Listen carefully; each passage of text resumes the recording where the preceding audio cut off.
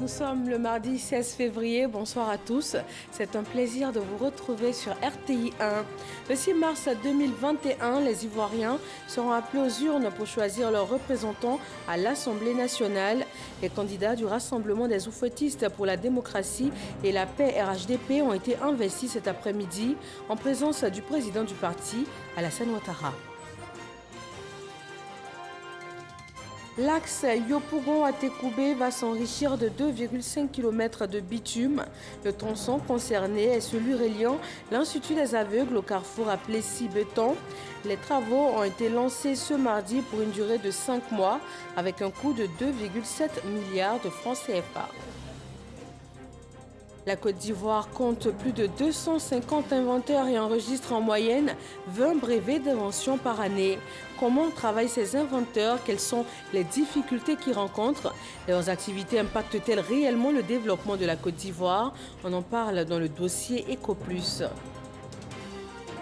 Et puis le sommet du G5 Sahel à N'Djamena ce mardi.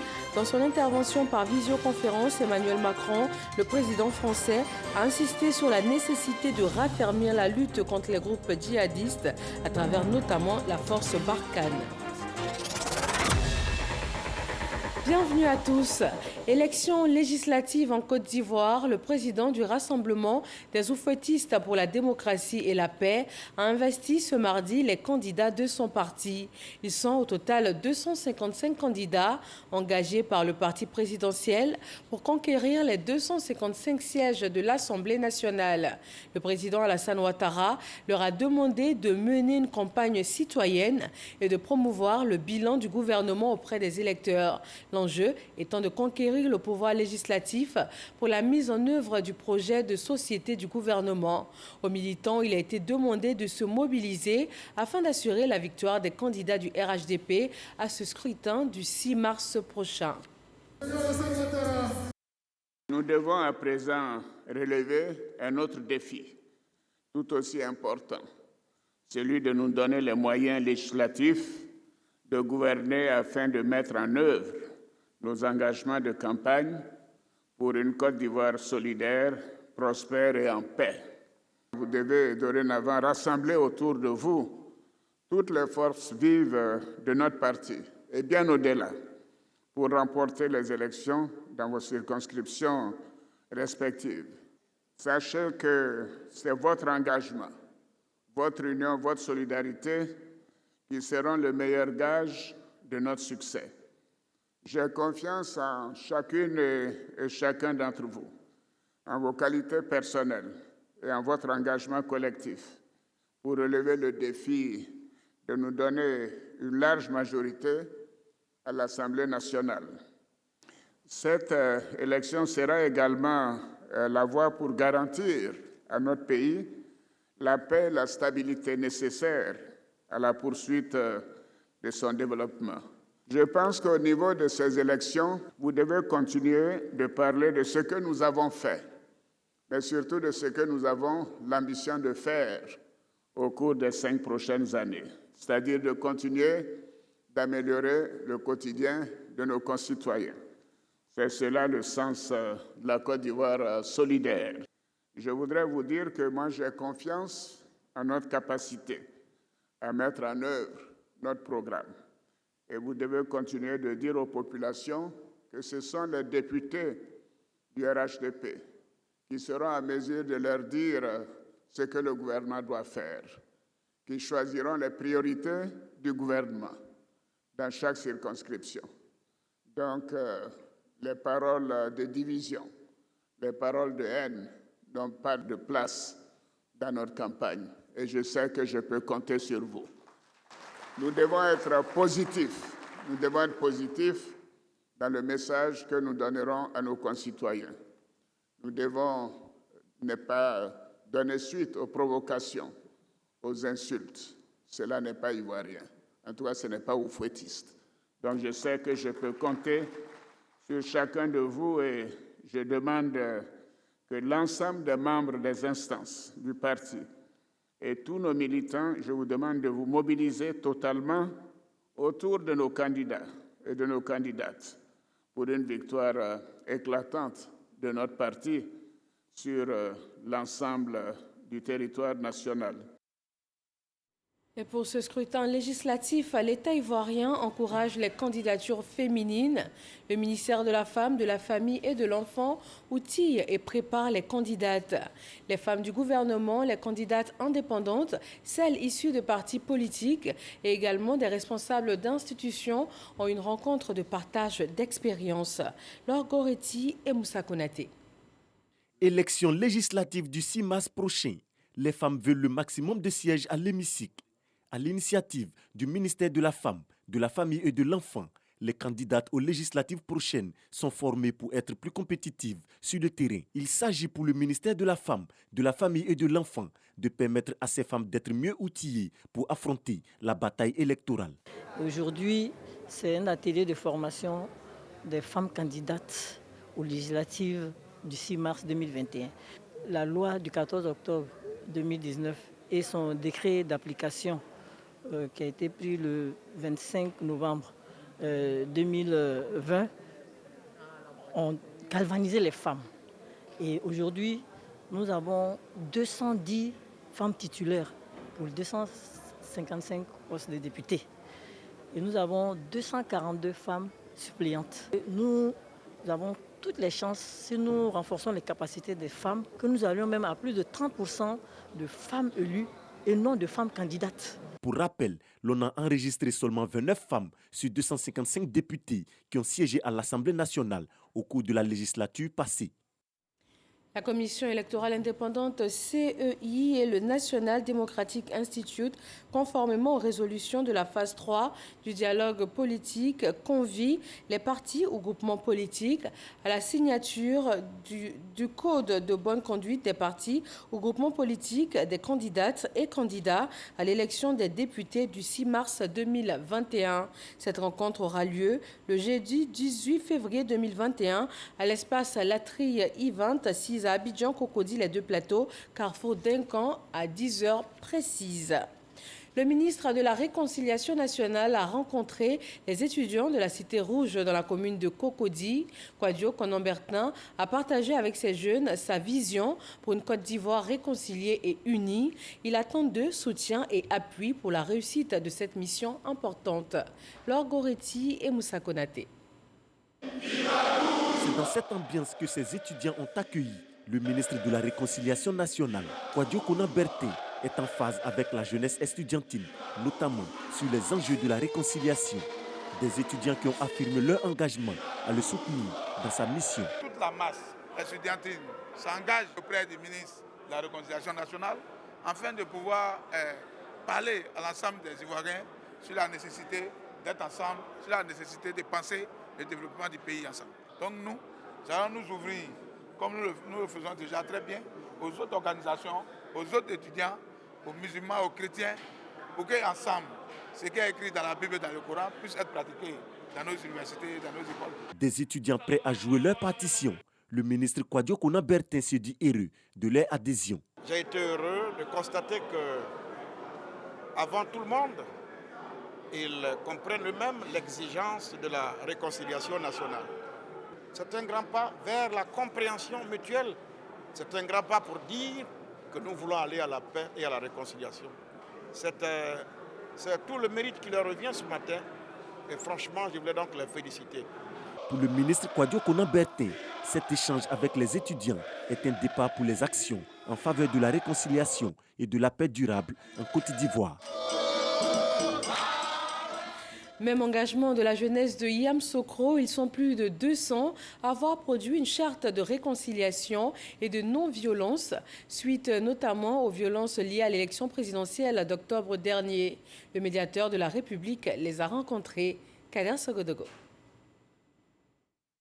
Les récentes violences dans la capitale politique de la Côte d'Ivoire, la ville natale du père fondateur Félix Houphouët-Boigny, pendant et après l'élection présidentielle de 2020, ont amené la jeunesse de Yamoussoukro à cultiver plus de cohésion. Cette jeunesse vient de créer le mouvement dénommé Jeunesse Félix Houphouët-Boigny pour le développement. Les actions que va mener ce mouvement de jeunesse sont l'autonomisation des jeunes afin d'assurer leur pleine participation à la vie sociale en tant que partenaire utile et à part entière pour le développement de la capitale politique. Prôner le vivre ensemble, la paix et surtout œuvrer pour éviter les conflits entre jeunes. J'aimerais dire à la jeunesse de Yamoussoukro, il faut qu'on se fasse confiance, qu'il ne peut que ces jeunes de trucs arrivent ici encore à Yamoussoukro. J'aimerais aussi dire, nous les jeunes, il faudrait que nous soyons responsables de notre vie. On ne va pas faire la politique de la main tendue. Il faut que nous fassions confiance dans l'union, dans la solidarité, afin que nous ne fassions plus les outils des politiciens. Conscients de la gravité des actes qu'ils ont posés durant l'élection présidentielle, ils ont chargé le chef canton des Akouins, Augustin Thiam, d'aller présenter leurs excuses au président de la République. Un geste que salue la chefferie traditionnelle de Yamoussoukro. Ils viennent de prendre conscience, je leur dis merci. Et comme ils l'ont dit, il faille que nous puissions toucher nos chefs de canton pour qu'ils demandent pardon au président de la République. Oui, ça c'est un geste salutaire. Je les remercie pour ce courage. Ils ont reconnu leur faute. Ils demandent à ce que leur père, leur grand-père, puisse demander pardon à leur arrière-grand-père qui est le président Alassane Ouattara. Je pense que c'est un acte noble, un acte de courage. Je voudrais aussi, dans ce sens-là, leur dire merci et les féliciter. Les jeunes de Yamoussoukro entendent tout mettre en œuvre pour soigner leur image fortement détériorée par leur comportement lié à l'élection présidentielle d'octobre 2020. Voyons maintenant ces travaux de bitumage lancés ce mardi sur l'axe Yopougon à Tékoubé. Ils concernent le tronçon qui relie l'Institut des aveugles au carrefour dit Sibéton sur l'ancienne route de Yopougon. 2,5 km de bitume pour un investissement de 2,7 milliards de francs CFA. L'ouvrage sera livré dans 5 mois. Jean-Luc Mangbo. C'est un tronçon de 2,5 km entre les communes de Yopougon et Atekoubé. Véritable raccourci, mais calvaire pour les automobilistes à cause de son état chaotique. Difficilement praticable en temps de pluie. L'annonce de son bitumage est un motif de soulagement pour les populations riveraines. Je suis très contente parce qu'on souffre. Il n'y a même pas route. Pour rentrer dans le quartier, là, on a toujours des problèmes. Quand vous montez dans le taxi, le taximètre va vous inciter jusqu'à vraiment ce que l'État veut faire là. Je remercie le Seigneur, je remercie l'État. Vraiment, quand il pleut ici, là, le quartier n'est pas en l'aise. C'est le seul rentrer, c'est le seul sortir. Donc si l'État nous fait face au niveau de ces routes-là, vraiment, c'est une route vraiment qui est très courte. C'est une déviation. Quand il y a un bouteille sur l'autoroute comme ça, là, c'est ici tout le monde passe. Ça libre le quartier et puis l'autoroute, là, ancienne route, tout est libre. Mais si ça est comme ça, là, vraiment, ça ne nous arrange pas. Les travaux de bitumage se feront sur l'axe reliant l'Institut des aveugles à Yopougon et le carrefour dit Sibéton sur l'ancienne route de Yopougon. Les impacts socio-économiques de cet ouvrage sont indéniables. C'est une route de profil 2 fois 1 voie qui offrira une autre alternative aux populations de Tékoubé qui souhaitent soit rejoindre Yopougon ou rejoindre la Djamé. Si celle-ci est bien entretenue, elle assure un cadre de vie attractif pour les activités économiques et facilite les conditions de circulation des habitants. 5 mois, c'est le délai prévu pour la réalisation de ces travaux qui coûteront 2,7 milliards de francs CFA. Outre le bitumage, les travaux qui démarrent à compter de ce lancement porteront notamment sur le dégagement des emprises, l'assainissement et le drainage ou encore la signalisation. Des chantiers comme celui-ci, il en existe plusieurs en cours dans le pays et ils contribuent fortement au développement de la Côte d'Ivoire, tout comme les résultats des recherches des inventeurs ivoiriens. Ils sont plus de 250 et ils enregistrent en moyenne 20 brevets d'invention chaque année, selon la Fédération des inventeurs et innovateurs de Côte d'Ivoire.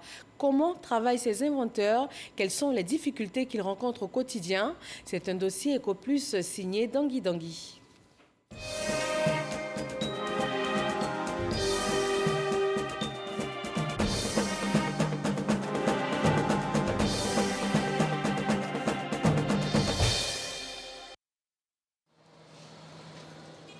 Mariée, mère de 2 enfants, Bonnie Julie est la directrice de Emotiche, une entreprise de production et de commercialisation de produits alimentaires.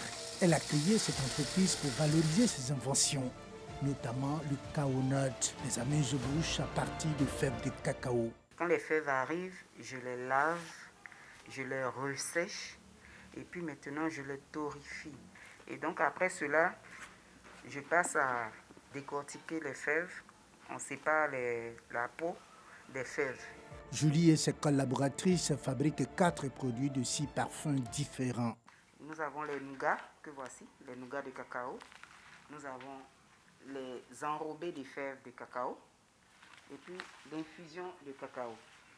Ce matin, Julie se rend dans la commune de Yopougon où elle a obtenu un stand à l'intérieur d'un supermarché. Exposer ses produits ici est une chose, pouvoir les vendre en est une autre. Le projet amener les Ivoiriens à consommer naturellement. À l'autre bout de la commune de Yopougon, une autre invention, électronique cette fois, fait son petit bonhomme de chemin. C'est le Tempoprise 225. Donc quand M. Koné est venu nous proposer son appareil, ça a été un grand plaisir pour moi de l'accepter. Donc depuis que je l'utilise sur mon serveur, j'ai plus eu de problème. Ce pharmacien plaide par ailleurs pour une politique de préférence nationale. Je pense que, vu l'efficacité du produit, ça devrait d'abord être une exigence de l'administration. L'inventeur de Tempoprise 225 qualifie son invention de prise intelligente. Son rôle, c'est de faire en sorte que lorsqu'il y a une coupure de courant, quand le courant revient, il bloque. Il ralentit le courant pour que le courant n'aille pas directement sur la charge, sur vos appareils. Ce passionné d'électronique rêve de produire son invention en quantité industrielle. Industrialiser, pour moi, c'est de faire en sorte que des idées ivoiriennes soient produites dans des usines, dans des unités de production, et ça lutte contre le chômage parce qu'une usine, ça demande du personnel, une administration, des jeunes Ivoiriens qui vont travailler. Quartier Kennedy, commune d'Abobo, Kwadio Maurice procède à la mise en bouteille du désinfectant de main appelé Biogel qu'il a inventé dans le cadre de la lutte contre la COVID-19. Lorsque on met sur les mains, il dure plus longtemps, plus que 4 heures du temps. Il n'est ni toxique, ni alcoolique. Pour lui, les difficultés d'accès au laboratoire sont de réels facteurs limitants. Unis au sein de la FEDINCI, Fédération des inventeurs et innovateurs du Côte d'Ivoire, les inventeurs multiplient les initiatives pour être visibles et avoir de la visibilité. Si on pouvait avoir un guichet unique pour voir déjà ce qui sort d'ici pour être mis sur le marché, pour contribuer au PIB du pays, parce que de par nos inventions et innovations, nous pouvons, on le sait, contribuer effectivement à la marche de ce pays. Bien qu'au pied de nombreux défis, le président de la FEDINCI rend hommage aux efforts de l'État en faveur du génie ivoirien. C'est un pays où la recherche a été encouragée. C'est un pays où l'obtention des brevets a été soutenue à travers même, ne serait-ce que l'Office ivoirien de la propriété intellectuelle. Reste maintenant à franchir le cap de la valorisation ou de l'exploitation des inventions pour le bien-être des inventeurs et l'industrialisation du pays, selon lui. Et nous pensons que la Côte d'Ivoire va se transformer rapidement lorsque nous allons avoir une oreille attentive du côté de l'État qui va mettre en place une structure institutionnelle qui va s'occuper de valorisation. Côté OIP, Office ivoirien de la propriété intellectuelle, on salue l'ingéniosité des inventeurs et des innovateurs ivoiriens et on les accompagne dans l'obtention de leurs brevets. Le directeur de l'OIP invite par ailleurs les inventeurs à se soucier de la protection de leurs inventions, sans négliger la question de la valorisation de celles-ci. Quel est le business plan qui est autour du brevet? Le brevet, c'est un élément de rentabilité d'une entreprise. Le brevet pour le brevet, c'est bien, mais le brevet pour l'exploitation, je répéterai ça à chaque fois que j'aurai l'occasion, c'est mieux. À l'Académie des sciences, des arts, des cultures d'Afrique et des diasporas africaines ASCAD, la conviction qu'un pays ne peut se développer qu'en s'appuyant sur le génie de son peuple est largement partagée. Il faut que ce soit des acteurs du développement. Alors s'ils sont ignorés, c'est évident que le pays est d'autant plus retardé. Chaque peuple a son génie. Alors il faut savoir détecter ce génie-là et puis lui proposer de faire avancer la société. Parce que le génie a toujours une solution aux problèmes qui se posent. La Côte d'Ivoire compte plus de 250 inventeurs, avec à la clé 20 brevets d'invention en moyenne l'année. et environ 300 brevets d'invention dans les tiroirs, selon la FEDINSI. Pour de nombreux observateurs, c'est un filon que le pays devrait exploiter pour accélérer son industrialisation. Voilà, nous étions dans l'univers des inventeurs ivoiriens, un dossier réalisé par Dangui Dangui qui a notamment mis en lumière l'impact des inventions sur le développement de la Côte d'Ivoire. Le programme de microfinancement du Fonds pour l'environnement mondial a financé 338 projets à hauteur de plus de 3,5 milliards de nos francs. La biodiversité, les changements climatiques, la dégradation des terres sont entre autres secteurs concernés. Grâce Kando. Lambert est inventeur de cuisinières éco-énergétiques à combustible liquide avec brûleur sans mèche. Une alternative autre que le gaz butane ou le charbon de bois. Pour réaliser ce projet, Lambert a été soutenu par le programme de microfinancement du Fonds pour l'environnement mondial, Microfem, à hauteur de 17 millions de francs CFA. Ici, nous avions un dispositif qui transforme le pétrole en gaz butane. Il répond à des besoins à la fois aussi bien en milieu urbain qu'en milieu rural, car nous savons tous, le bois se fait de plus en plus rare et il faut toujours trouver une alternative. L'un des objectifs principaux de ce programme est le renforcement des capacités des organisations communautaires à la base, qui sont les principales bénéficiaires de ces ressources, afin de les rendre plus autonomes tout en préservant l'environnement. Nombreux sont les bénéficiaires de ce programme. 338 projets ont été financés à hauteur de plus de 3,5 milliards de francs CFA, avec pour agence d'exécution le PNUD. 27 ans après sa mise sur pied, le programme séquencé en 6 phases a fait son bilan. La protection de plus de 200 km de forêts-galeries et plus de 1200 hectares de reliques forestières par l'apiculture et la valorisation du sous-projet de la forêt. Il y a également la gestion durable des écosystèmes littoraux avec la protection de tortues marines et la restauration de plus de 200 hectares de mangroves.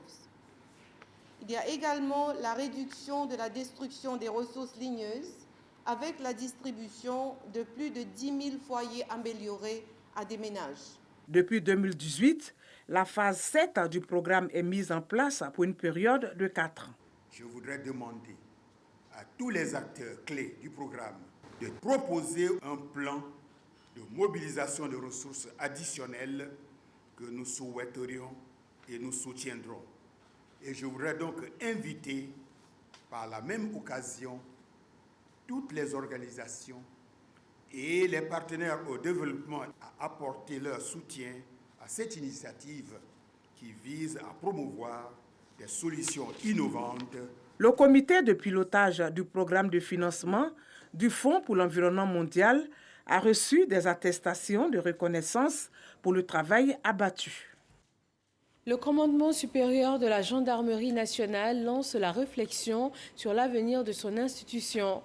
Les actions de 2020 sont évaluées et les orientations pour 2021 définies lors de la rencontre ouverte ce jour à Jacquesville. Abou Sanogo. Cette rencontre s'inscrit dans le cadre des missions dévolues à la gendarmerie nationale pour la mise en œuvre du plan d'action prioritaire du gouvernement. Elle permettra de déterminer la trajectoire de la gendarmerie nationale qui accompagnera la Côte d'Ivoire dans la consolidation de la paix et la cohésion sociale. À Jacquesville, il s'agira pour le commandement supérieur de la gendarmerie nationale de mener la réflexion capable d'améliorer la qualité du service du gendarme et partant l'image de l'institution à laquelle il appartient. Nous devons de façon objective porter un jugement sur notre action. Regarder quels ont été les aspects positifs et quels ont été les aspects négatifs. Partant de cela, tirer de chaque aspect les conclusions nécessaires afin d'améliorer notre action de 2021. Nous devons donc, avec objectivité, analyser l'action préélectorale, l'action au cours des élections, de la journée des élections, et puis après l'action après les élections. Au terme des travaux, Il s'agit de produire une matrice d'action concrète et de faire des propositions réalisables à soumettre au commandant supérieur de la gendarmerie nationale, le général de corps d'armée Alexandre Apalo Touré. Le sommet du G5 Sahel à N'Djamena ce mardi. Dans son intervention par visioconférence, Emmanuel Macron, le président français, a insisté sur la nécessité de raffermir la lutte contre les groupes djihadistes. Il a mis en avant le besoin de résultats militaires contre Al-Qaïda au Maghreb islamique et singulièrement contre la haute hiérarchie des Katibas qui leur sont affiliés, un préalable pour espérer dans quelques mois un désengagement français. Le président français a donc annoncé qu'il n'y aura pas de réduction des effectifs de l'opération militaire Barkhane dans les prochains mois. Dans le domaine du cinéma, 7 films de réalisateurs et producteurs du continent vont être financés. Ils ont été sélectionnés dans le cadre d'un appel à projets cinématographiques. La liste des lauréats vient d'être dévoilée. Ils portent des déguisements, mais pas pour le cinéma. Les tout-petits se déguisent à l'occasion du Mardi Gras, comme le veut la tradition. Et ils procèdent à des processions. Cette célébration annonce le carême chrétien. Nous sommes le Mardi Gras, jour festif qui précède le mercredi des cendres et annonce le carême chrétien. La tradition veut qu'en cette journée, les enfants mettent des déguisements et paradent dans les rues. Les petits élèves s'en donnent à cœur joie. On a pu voir une procession joyeuse aux couleurs des différentes régions de la Côte d'Ivoire au rythme d'une fanfare dans la commune de Cocody.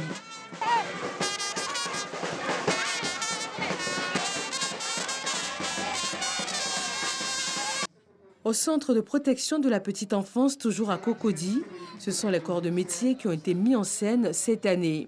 L'école a été occupée par des mini-pâtissiers, des petits avocats en toge.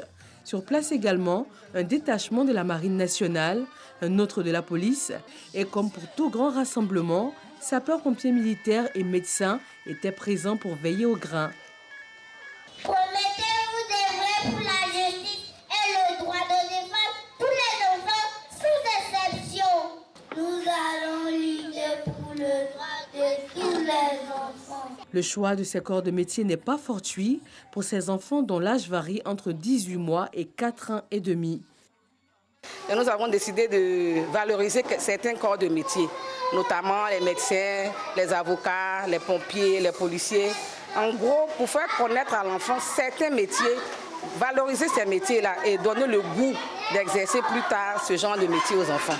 Ce 16 février, Mardi Gras, est suivi par le mercredi des cendres qui marque l'ouverture du carême chrétien. Pendant 40 jours, les chrétiens sont invités à jeûner et à prier pour se rapprocher davantage de Dieu et raffermir leur foi. Une autre célébration qui, elle, revient tous les 14 février, la Saint-Valentin. À Méagui, dans le département de Soubré, les amoureux et amoureuses ont pris d'assaut les lieux festifs. Didier Nguesson s'est demandé comment Cupidon, le dieu de l'amour, a été célébré sur place. Dame Koulibaly tient un commerce d'emballage de cadeaux ici à Méagui, dans le département de Soubré, au sud-ouest. Elle est beaucoup sollicitée ce 14 février, jour de célébration de l'amour. Je viens faire emballage. On vend aussi des cadeaux, aussi, des tableaux, et des fleurs. Bon, en tout cas, depuis hier, là, on gagne un peu. La nuit tombée, maquis et restaurants grouillent de monde et les tenanciers s'attellent à satisfaire la clientèle. Aujourd'hui, c'est un jour de Saint-Valentin. Voilà, ici, c'est pour égayer la population de Méagui. On va faire nos possibles pour pouvoir accueillir un peu nos clients, pour les mettre un peu dans la tendance.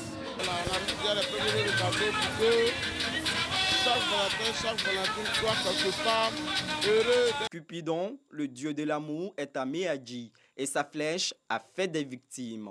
Uniforme, câlin et petites attentions, les amoureux sont pleins d'imagination pour vivre la Saint-Valentin. Au platine, le disjockey est aux commandes avec une sélection musicale à propos. Et le cadeau que j'ai prévu pour lui, c'est une surprise.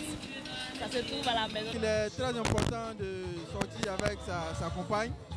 Voilà, parce que c'est une seule fois dans l'année et c'est pour montrer à la femme qu'elle est précieuse pour toi.